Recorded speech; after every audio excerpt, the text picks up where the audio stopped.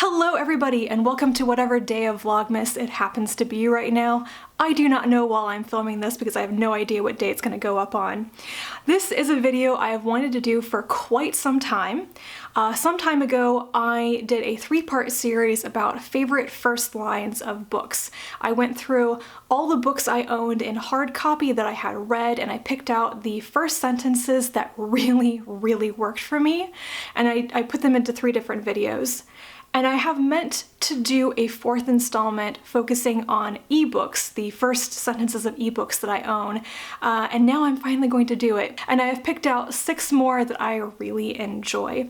So I'm going to share these first sentences with you and probably try to explain why I think they are such good first sentences and why I enjoy them. The first line that I want to share with you is one that I actually have a lot of history with. I read this book specifically because the first sentence and the opening paragraphs were featured as an example in a book about how to write fantasy and science fiction. So this is the first sentence to Wild Seed by Octavia Butler, and after I had learned about this from that book on writing, I went straight to the library, I got the book, and I read it.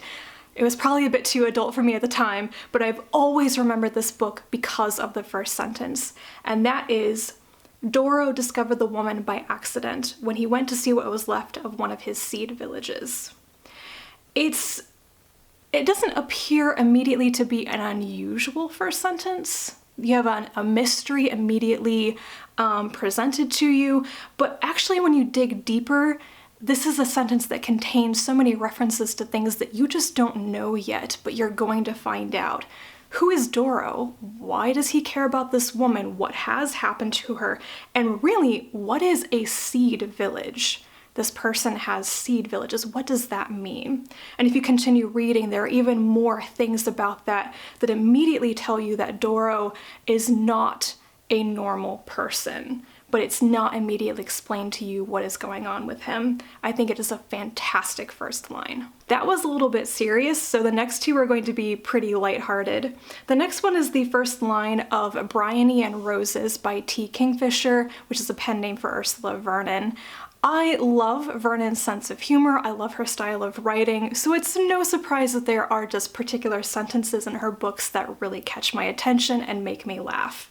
The first sentence of Briony and Roses is, she was going to die because of the rutabagas.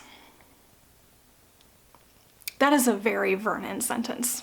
This next one is a tiny bit of a cheat. It is the first sentence of the first chapter of Romancing the Werewolf by Gail Carriger.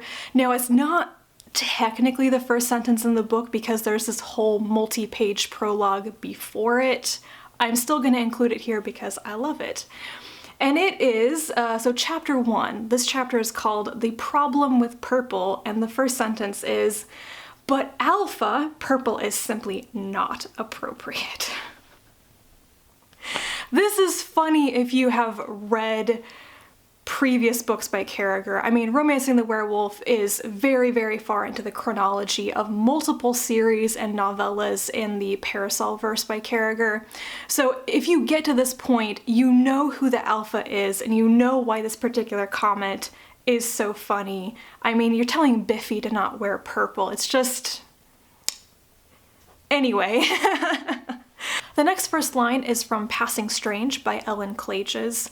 This is a novella that I consider to be practically perfect. When I got done reading it, there was absolutely nothing about it that I would have changed. And I really like this first sentence. It is, on the last Monday of her life, Helen Young returned from the doctor's and made herself a cup of tea. I think this actually sets the tone of the story very well. It's this mix of very specific. It's the last Monday of her life. Does she know this, or do we only know this? Who is Helen Young?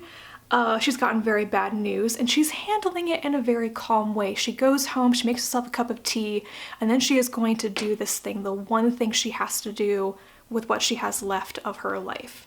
The beginning and end of this novella are actually set in a more modern time period. The rest of the story, the actual focus of the story, are different characters, different people in a different time.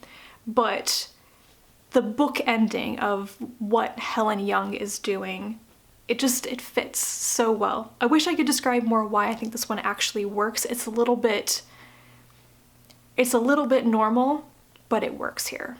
And the last two sentences that I want to share are both from books by Dave Hutchinson, which does not surprise me. He has some kind of sharp black humor and he really knows how to turn a sentence. I've enjoyed the openings to many of his books now.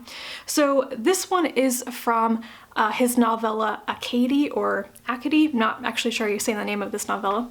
And this first sentence is, "It was the morning after my 150th birthday and a terrible noise was trying to wake me up." It's just great. And the last one is from Europe in Autumn by Dave Hutchinson, which is the first book in his Fractured Europe sequence. "The Hungarians came into the restaurant around 9 in the evening. 8 large men with gorgeously tailored suits and hand-stitched Italian shoes and hundreds swatty haircuts." It reads like the opening of a spy thriller movie with kind of these very well-dressed yet thuggish men coming into a restaurant. You just know something bad might happen, but is it gonna be bad? If you've read the rest of the first chapter, you know what happens, and I keep coming back to this first sentence. It is so memorable to me for some reason. It's the reason why I wanted to do one of these focused on the first sentences of ebooks so that I could include it somewhere. Tell me if you also think that's a good first line. So there it is. Those are another 6 of my favorite first sentences, this time from my ebook collection. Let me know if any of these are also ones that you enjoy, or if there are first sentences that you really want to share, put them in the comments down below. Thank you so much for watching. I'll be back tomorrow with another video, and until then, bye.